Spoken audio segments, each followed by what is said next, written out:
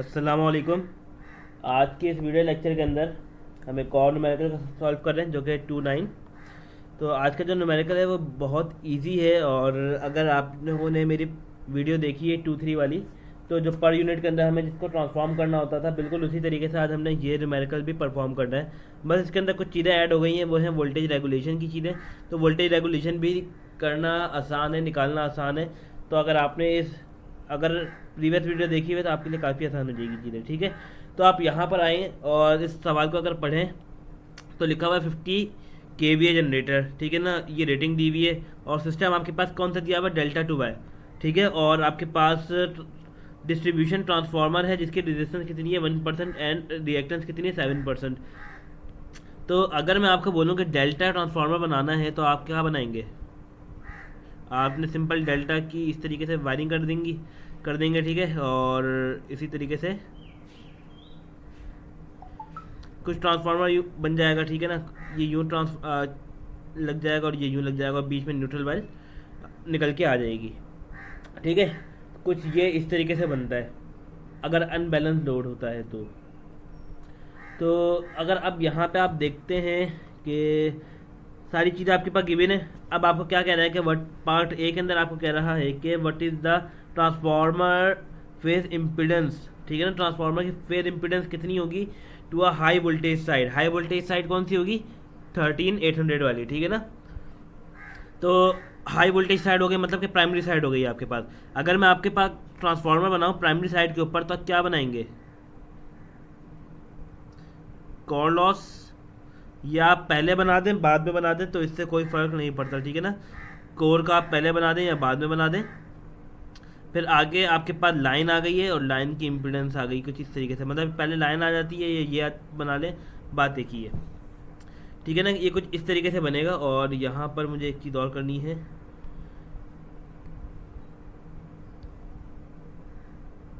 Number of turns, ठीक है। ये आपके पास सप्लाई आ गई है वीपी प्राइमरी। इस तरीके से आपने ये सर्किट बनाया हाई वोल्टेज साइड के ऊपर। अब आपको चीज़ें करनी है रेफर। अब आपको यहाँ पर सब चीज़ें दी हुई हैं कि आपके पास ट्रांसफार्मर की जो रेजिस्टेंस है और रिएक्टेंस है वो कितनी है। ये ट्रांसफार्मर की है, ठीक है ना, ये कोर की नहीं है। यहाँ ट्रांसफार्मर ये मतलब कि हमें लाइन इम्पिडेंस बात की जा रही है। तो अगर मैं इसको यहाँ पे लिख दूँ, R1% है, 1% है, तो ये क्या हो गया 0.01% हो गया। और ये पर यूनिट के अंदर है तो ये आपने आगे PU लिख दिया आगे। तो आपको पता चल गया कि ये पर यूनिट के अंदर एग्जैक्टली हमें गिवन है। तो पर यूनिट वाला तो काम हम ऑलरेडी कर चुके हैं। तो रिएक्टेंस हम बात की जा रही है एक्स की। एक्स इतना है 7% है, तो ये कितना हो गया 0.07 पर यूनिट। काम ख़त्म। यहाँ पे आके आपका यहाँ पे आपने लिखना है और 0.01, और यहाँ पर आप लिख देंगे जे टाइम 0.07, ठीक है। तो ये पर यूनिट के अंदर चला गया, शिफ्ट हो गया। और क्या कह रहा है? अच्छा, यहाँ पे आपका जनरेटर है, ठीक है ना। यहाँ पे आप कह सकते हैं कि जनरेटर है, आपके सोर्स लगी हुई है। ये प्राइमरी नहीं है आपका, प्राइमरी आपका राइट साइड वाला है, क्योंकि ये हम हाई वोल्टेज साइड के ऊपर काम कर रहे हैं। यहाँ पे आप कहते हैं कि जनरेशन हो रही है, सिंपल इन शॉर्ट, ठीक है ना। जनरेशन से आपके पास लाइन आ रही है ट्रांसफार्मर के ऊपर। तो आगे आ जाते हैं। आगे हमें क्या कह रहा है कि आपको ट्रांसफार्मर की इम्पिडेंस निकालनी है। इसका मतलब ये है कि आपको एक्चुअल वैल्यू निकालनी है थ्रू पर यूनिट सिस्टम। तो फार्मूला हमने ऑलरेडी देखा हुआ है, डिस्कस किया हुआ है, तो मैं एक मरतबा दोबारा लिख देता हूँ। Z per unit is equals to Z actual Z base. तो सबसे पहले हमें क्या निकालना होगा? इसका मतलब ये है कि मुझे सबसे पहले अपना बेस निकालना होगा। बेस कैसे निकलता है?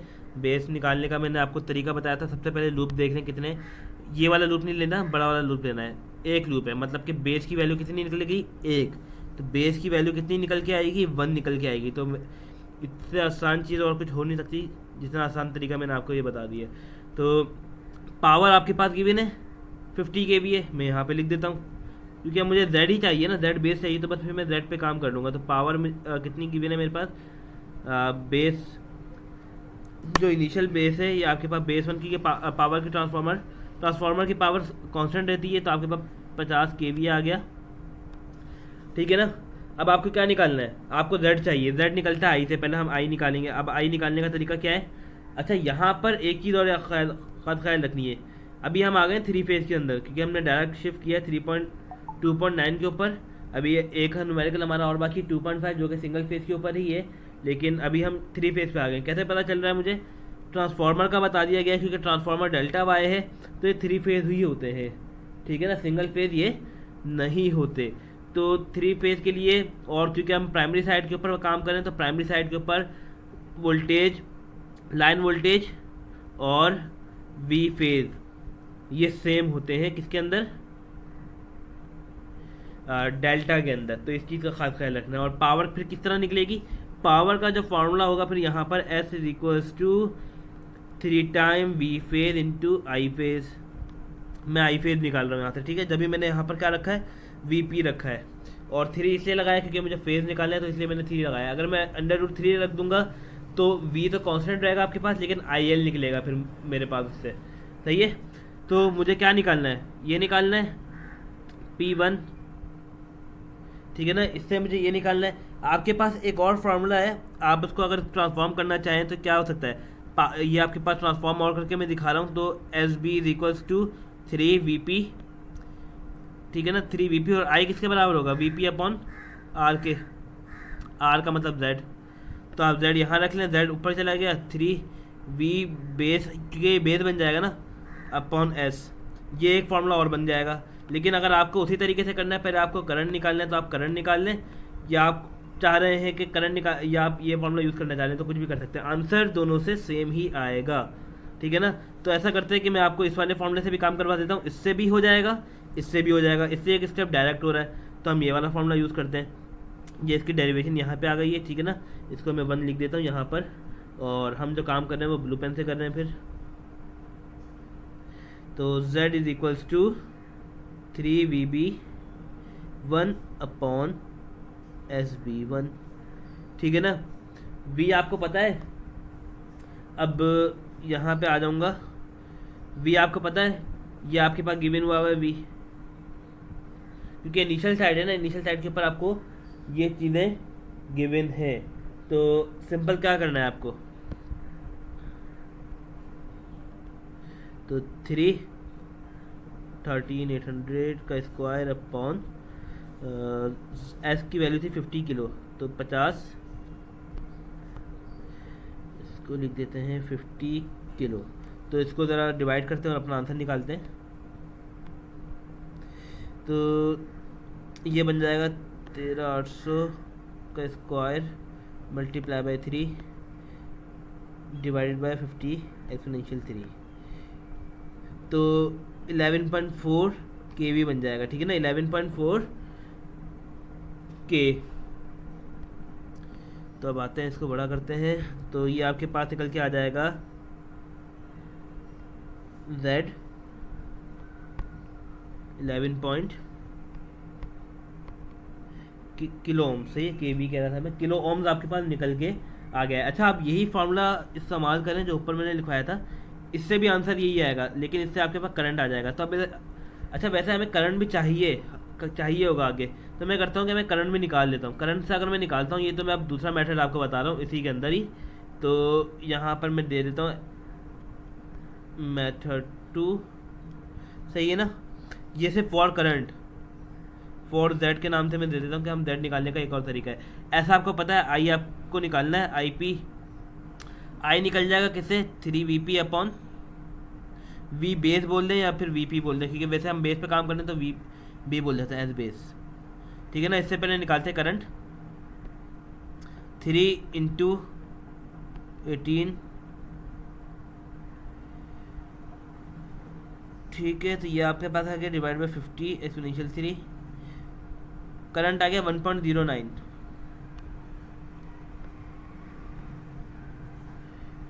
ठीक है ना। ये आपके पास आ गया करंट। अब आपको Z निकालना होगा, तो Z आपको मैं डायरेक्ट निकाल रहा हूँ क्योंकि VP हमें पता है।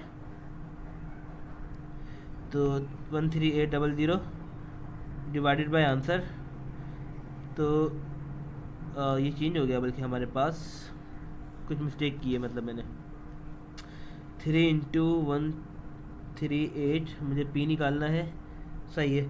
तो मैंने यहाँ पे मिस्टेक ये कर दी है, अगर आप यहाँ पर देखें, मैंने फार्मूला गलत लिख दिया है, मैंने फार्मूला ही गलत लिख दिया है, तो मुझे फार्मूला सही करना होगा। मैंने यहाँ से फार्मूला ही गलत लिख दिया है, तो इसको मैं ठीक करता हूँ। तो फार्मूला ठीक करने के लिए मुझे करना होगा आई पी या आई बेस वन बोल दो आप सिंपल इसको। I base one is equals to S B one upon 3 VB1। अब इसको अगर मैं मल्टीप्लाई करूँगा तो पावर का फॉर्मूला अब एक्चुअल बनेगा, तो पहले हमने कर लिया था गलत। इस पे आता हूँ मैं लिखता हूँ सिंपल, इसको यूज़ करते हैं 50 एक्सपोनेंशियल 3 अपॉन 3 इंटू 1.2 आपके पास निकल के आ गया। IB1 का नाम दे दें इसको, Z भी निकाल लेते हैं 13800 अपॉन, क्योंकि वोल्टेज अपॉन करंट होता है ना आंसर, तो यही आ गया 11.4 जो कि मैच कर गया हमारा। ठीक है ना, तो ये आपके पास ये आपके ऊपर है कि आप इसको किस तरीके से करते हैं। तो मैंने यहाँ पे दोनों तरीके बता दिए कि दोनों से आप निकालेंगे तो बिल्कुल करेक्ट निकल के आएगा। तो ये ZB1 लिख देता हूँ मैं यहाँ पर, और ये 11.4 के लिख देता हूँ। असल में मुझे आई की भी ज़रूरत थी, तो फिर मैंने आई भी निकाल लिया इसी तरीके से, ताकि फिर मुझे निकालना नहीं पड़ेगा दोबारा। आ जाते हैं आप सवाल की तरफ। अब उसने क्या कहा है कि आपको निकालनी है, एक्चुअल निकालनी है ना। अब आपको मैंने एक तरीका बताया था, बेस आपके पास ये वाला पोर्शन है, ये वाला पोर्शन है, एक्चुअल ये आपके पास पर यूनिट गिवन है। अब फॉर्मूला क्या होता है, that per unit is equals to Z actual. ये मैंने शायद यहाँ लिखा हुआ है, ठीक है ना, ये लिखा हुआ है। पर यूनिट आपके पास गिवन है, जेड बेस आपने निकाल लिया। बेस कौन सी होगी, जो आपने इस लूप की निकाली है, जो इस बेस के अंदर आ गया है उसको आपने बस इसके साथ मल्टीप्लाई करवाना होगा, तो आपके पास जेड एक्चुअल आ जाएगी। तो निकाल लेते हैं। तो ऐसा करते हैं कि इसकी वैल्यूज़ को वहाँ ले जाते हैं, कॉपी करते हैं, नीचे पेस्ट कर देंगे ताकि माइंड में रहेगा। ठीक है ना, ये आपके पास है पर यूनिट के अंदर है। तो मैं यहाँ पे आ जाता हूँ दैट एक्चुअल के लिए।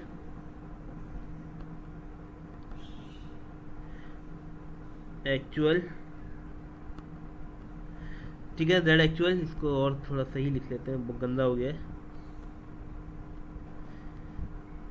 Z actual is equal to Z per unit into Z base.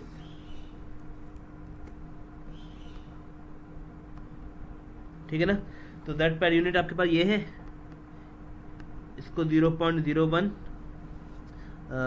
Plus 0. J के साथ 0.07 इंटू जेड बेस आपके पास क्या है 11.4 के। सिंपल इसके साथ मल्टीप्लाई करवाना है और आपके पास जेड एक्चुअल निकल के आ जाएगा। ठीक है ना, तो इससे आपका पहला सवाल हो जाएगा सॉल्व। तो सिंपल मल्टीप्लिकेशन करवा लेते हैं यहाँ पर। तो इसी को मल्टीप्लाई करवा देते हैं 0.01 से, 114 आ गया आपके पास, 114.2 प्लस जे आपके पास निकल के आएगा 11.4 एक्सपोनेंशियल 3 मल्टीप्लाई बाय 0.07, 798।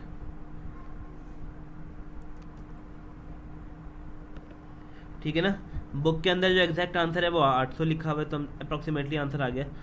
वैल्यूज़ आगे पीछे हो जाती हैं, ठीक है, तो इतना कोई फ़र्क नहीं पड़ता। आपने ये काम कर लिया। अब आते हैं हम अगले पार्ट की तरफ।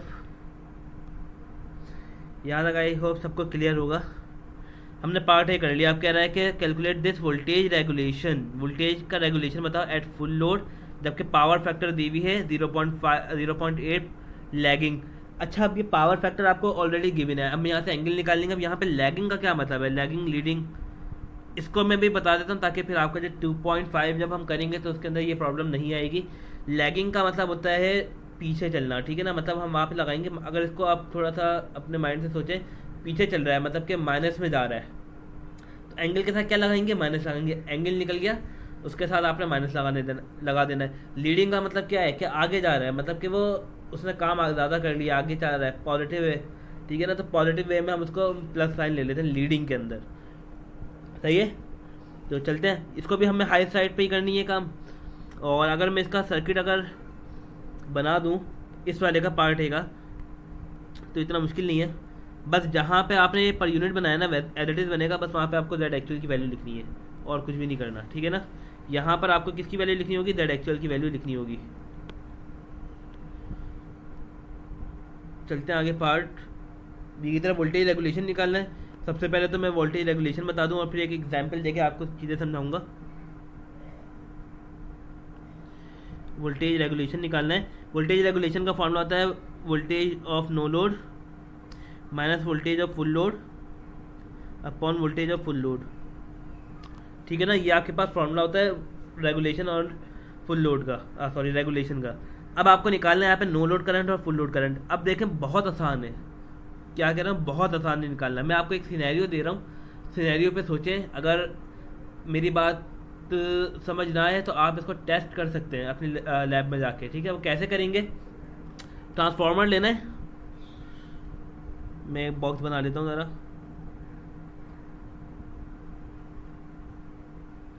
और यहाँ से वायर निकाल लेता हूँ। ट्रांसफार्मर में आपके इनपुट होगी वो 220 आरएमएस जा रही होगी। ठीक है ना, आपने क्या करना है, जो आपके पास आउटपुट होगा ट्रांसफार्मर का आउटपुट होगा, अभी आपने कुछ भी नहीं लगाना सर्किट के अंदर, वो नहीं लगाना। ठीक है, ट्रांसफार्मर आ गया, आपने उसको डायरेक्ट अपने वोल्ट मीटर से जैसे ही कनेक्ट करेंगे, लेट सपोज कि आपको यहाँ पर ये 12 वोल्ट आपको देना था, सपोज करवा रहा हूँ, आपके पास आ रहा है, जैसे ही आपने वोल्ट मीटर लगाया आपके पास 15 वोल्ट निकल के आ रहा है। क्या, कितना निकल के आ रहा है? 15 वोल्ट आपके पास आ रहा है। तो वो कहलाता है no load current. No load current का मतलब ये होता है कि आपका जो सेकेंडरी है वो ओपन है। ओपन का मतलब ये है कि ओपन सर्किट है, लोड कनेक्टेड नहीं है।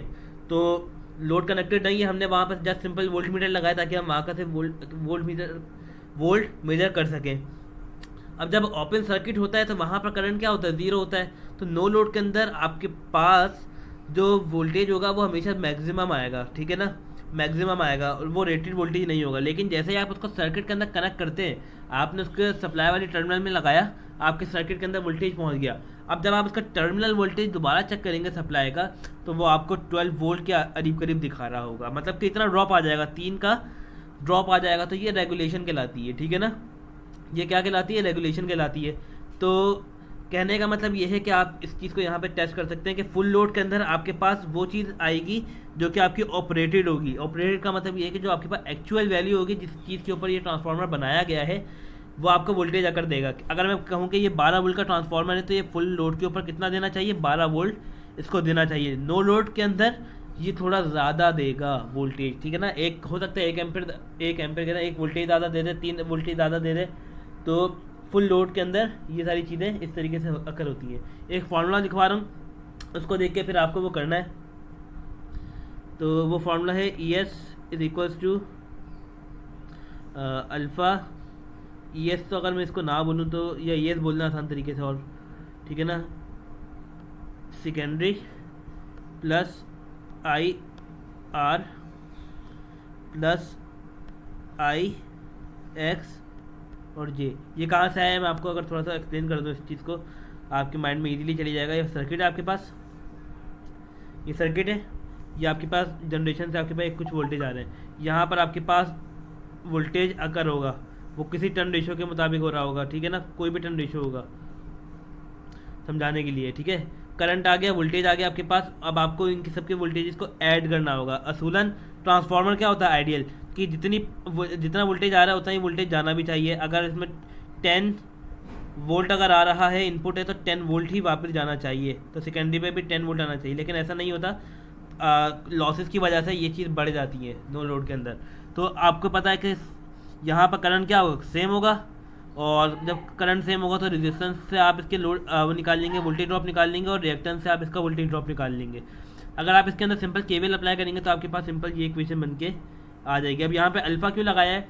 अल्फा आपके पास सेकेंडरी वोल्टेज है, या आप इसको इन टर्म कह सकते हैं कि आपके पास ये प्राइमरी का वोल्टेज ही आपको शो करेगा। अभी जो हमने करना है वो सारा का सारा नो लोड कह रहा हूँ, हाई वोल्टेज साइड के ऊपर करना है। तो हाई वोल्टेज साइड के अंदर अगर मैं यहाँ पे बात कर लूँ, फॉर नो लोड,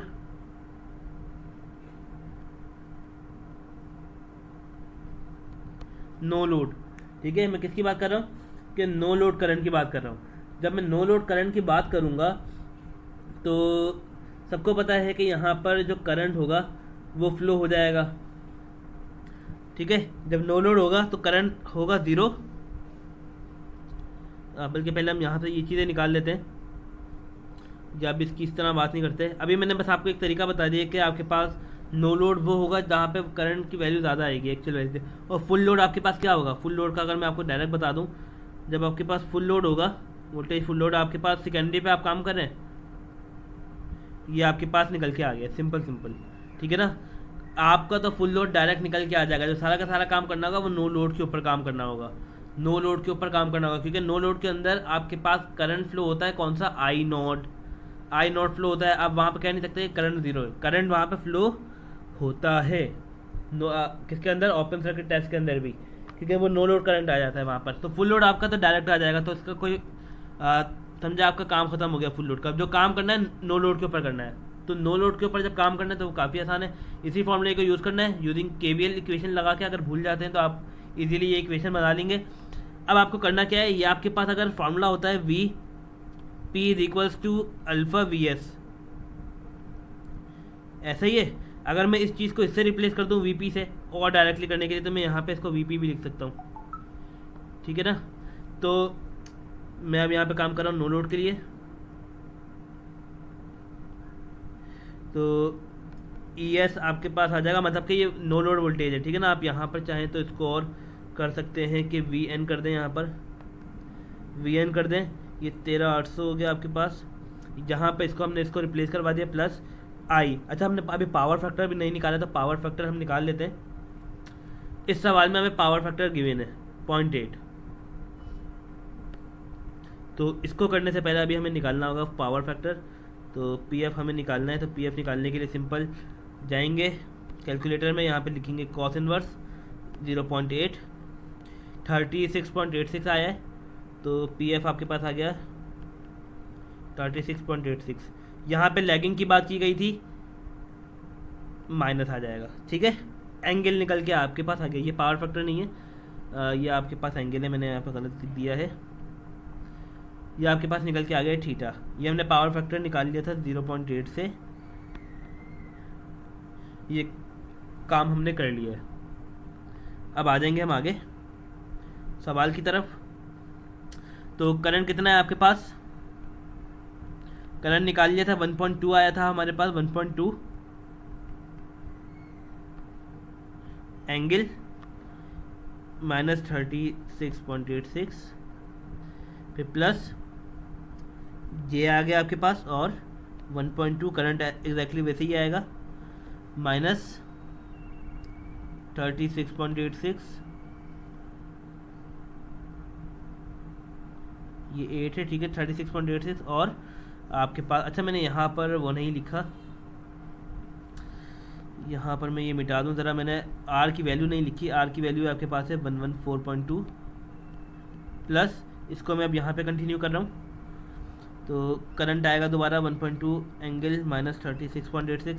अब कुछ लोग सोच रहे होंगे कि यहाँ पे आप करंट कॉमन निकाल सकते हैं, तो मैं अगले स्टेप में ये काम कर दूंगा ताकि और आसान हो जाएगा। और यहाँ पर आ जाएगा आपके पास, देखना पड़ेगा 798, ठीक है ना, ये निकल के आ गया। अगर आप इसको कॉमन ले लेंगे तो और आसान हो जाएगा। V N is equals to 13,800 हो गया ये आपका। यहाँ पे आप करंट निकाल लें कॉमन, प्लस 1.2 एंगल माइनस 36.86, क्योंकि सीरीज़ में लगे हुए हैं तो ये ऐड हो जाएंगे, तो 114.2, तो कैलकुलेशन करना आसान हो जाएगी। और यहाँ पे आ जाएगा 798 टाइम जे, ठीक है। रखते हैं आंसर अपना, नो लोड करंट निकालते हैं। इसको मैं ज़रा ऊपर कर लूँ ताकि हम वैल्यूज़ देख सकें। तो सिंपल यहाँ पे जाऊँगा, मैं लिखूँगा 13,800 आ गया मेरे पास, 13800 प्लस, अब ब्रैकेट लगा दूँगा ताकि चीज़ें सेपरेट रहेंगी। एंगल पे जाऊँगा मैं, यहाँ पर एंगल पे जाने के बाद मुझे लिखना होगा माइनस 36.86, ब्रैकेट बंद, फिर ब्रैकेट को इस तरीके से कर दूँगा, एंड देन यहाँ पे लिख दूँगा 114.2 प्लस 798 टाइम आई, ठीक है। फिर मेरे पास ये इस फॉर्म में आ गया, मुझे पोलर फॉर्म में जाना है, मैं दोबारा से कॉम्प्लेक्स पे जाऊँगा और 2 पे क्लिक कर दूँगा, तो ये आ गया 14.5 किलो, ठीक है ना, 14.5 किलो इंटू, तो वी एन अगर मैं लिख दूँ यहाँ पर 14.5 किलो, या मैं एग्जैक्ट वैल्यू ही लिख देता हूँ क्योंकि वहाँ पर भी हमने किलो में नहीं लिखा हुआ, तो ये बन के आ जाएगा आपके पास 1। अच्छा, हमें सिर्फ मैग्नीट्यूड फॉर्म चाहिए, हमें पोलर फॉर्म चाहिए ही नहीं, ठीक है ना, हमें एंगल नहीं चाहिए। 14500, क्योंकि हमें मैग्नीट्यूड पे काम करना है। ये आपके पास वोल्टेज आ गया, नो लोड आ गया आपके पास, रेगुलेशन निकाल लेंगे आराम से। अब देखें कितनी आसानी से निकल जाएगा रेगुलेशन। वी आर निकालना है आपको, 14500 माइनस 13800 अपॉन 13800। तो देखते हैं क्या आंसर आया है। हम कर देंगे 1450 माइनस 13800, जो आंसर आएगा उसको डिवाइड करवा देंगे 13800 से। तो 0.507 आ गया। अगर मैं इसको परसेंटेज में ले जाऊंगा तो 100 से मल्टीप्लाई करना होगा, तो बेसिक है, तो 5.07% आ गया।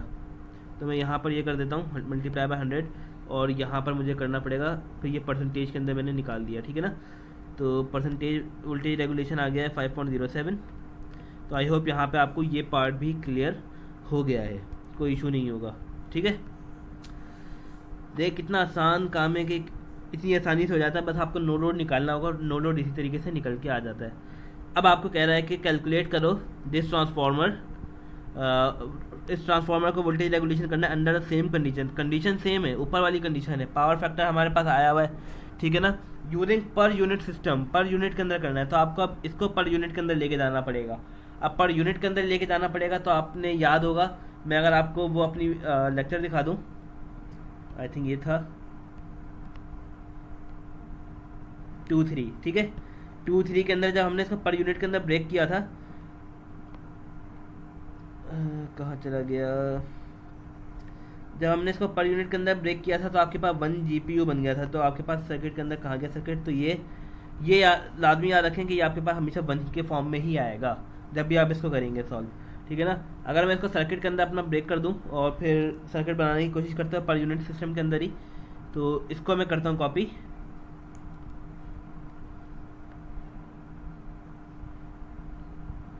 इसको मैंने कर दिया कॉपी, और मैं आ जाऊंगा नीचे,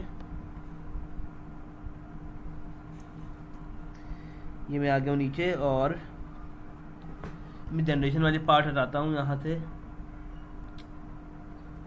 एक मिनट ज़रा चेंज करना पड़ेगा मुझे पार्ट।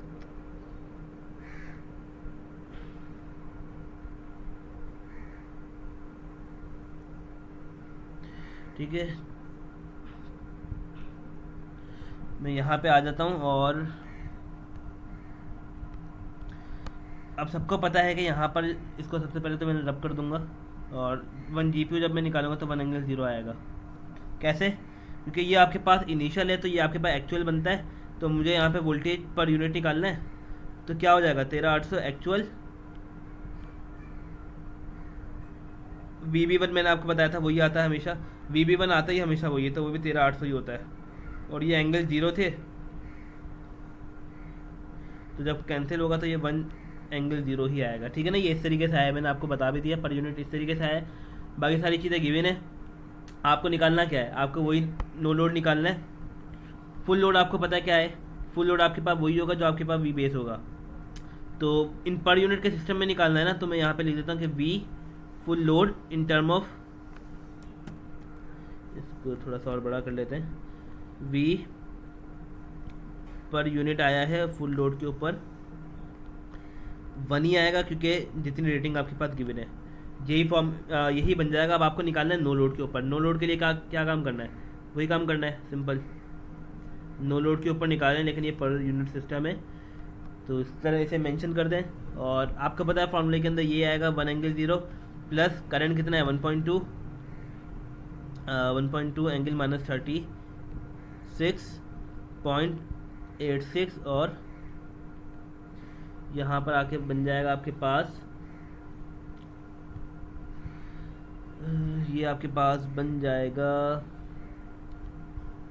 पर यूनिट के अंदर 0.01 प्लस 0.07 टाइम जे। अब आप बोलेंगे आपने यहाँ पे चेंज क्यों कर दिया, क्योंकि हम पर यूनिट पे काम कर रहे हैं ना, वो जो हमारे पास वैल्यू थी वो थी एक्चुअल, ये हमारे पास वैल्यू है पर यूनिट की, तो ये वाली वैल्यू हमने लिखी, और करंट सेम रहेगा, क्योंकि करंट को तो हमने पर यूनिट में करना नहीं है, तो आपके पास करंट यही रहेगा। और अच्छा बल्कि आप करंट का भी कर सकते हैं वैसे पर यूनिट के अंदर, हम कर लेते हैं क्योंकि मैग्नीट्यूड है ना, क्योंकि हम सारा का सारा पर यूनिट के अंदर काम कर रहे हैं और हमारे पास करंट भी हमारे पास आ गया एक्चुअल के अंदर। तो करंट को जब आप करेंगे तो करंट सेम होगा, तो जब और एक ही लूप है तो ये भी एग्जैक्टली आपके पास 1 के अंदर चले जाएगा, तो ये भी 1 आपके पास बन जाएगा। कैसे बन जाएगा मैं बता देता हूँ। आई एक्चुअल आपके पास यही था, ठीक है ना, आई एक्चुअल ये है ना आपके पास, यहाँ पर अगर आप देखते हैं जाके आई पर यूनिट किसके बराबर होगा, आई एक्चुअल आपके पास गिवन है 1.2 और आई बेस क्योंकि एक ही लूप है और लूप के अंदर करंट सेम होता है और आपने आई बेस निकाला हुआ है, तो उससे आप क्या निकाल लेंगे। अब आपका आई बेस 1.2 आया था, मैं आपको दिखा भी दूँ अगर आप लोगों को माइंड में है। आई बेस हमारा ये आया था, आई बेस 1 एग्जैक्टली वही आया था, तो एक्चुअल भी मेरा 1.2 ही था। डिवाइड करवा दूंगा तो आंसर क्या आ जाएगा, 1 एंगल 0 आ जाएगा, मतलब कि 1 आएगा मैग्नीट्यूड फॉर्म में, एंगल तो आपके पास बन के आएगा पावर फैक्टर के थ्रू, ठीक है ना। तो ये मैं 1 यहाँ पर इस तरीके से यहाँ लिख रहा हूँ। अब यहाँ पे मैं आ जाऊँगा, अब मैं यहाँ पर सिंपल जल्दी से लिखूँगा 1 एंगल 0, लिखे या ना लिखे तो बात एक ही है, ठीक है ना। प्लस 1, अब ब्रैकेट में लगाता हूँ यहाँ पर 1 एंगल -36.86 ब्रैकेट, ये ब्रैकेट लगा दूंगा 0.01 प्लस 0.07 टाइम आई और एंटर करता हूँ तो मेरे पास आ गया 1.05, ठीक है ना, 1.05 वी नो लोड आ गया 1.05। मुझे मैग्नीट्यूड फॉर्म चाहिए बस, रेगुलेशन के अंदर एंगल नहीं चाहिए। वी आर में निकाल लूँगा easily 1.05, no load minus full load 1 angle 0, angle 0 का मतलब 1 ही होता है, डिवाइड बाय 1, तो ये आपके पास क्या निकल के आ जाएगा 0.05। और अगर आप इसको परसेंटेज के अंदर निकालना चाहेंगे तो परसेंटेज के लिए आप 100 से मल्टीप्लाई कर देंगे तो आपके पास 5% निकल के आ जाएगा। तो इतना सा काम था जो कि हमने आज कर लिया है, और नेक्स्ट वीडियो के अंदर हम कोशिश करेंगे कि हम क्या काम करेंगे, हम अपना 2.5 न्यूमेरिकल को सॉल्व करेंगे, जो कि अब 2.9 जिसने कर लिया होगा उसके लिए 2.5 आसान हो जाएगा। आई होप ये बात सबको क्लियर है। Thank you.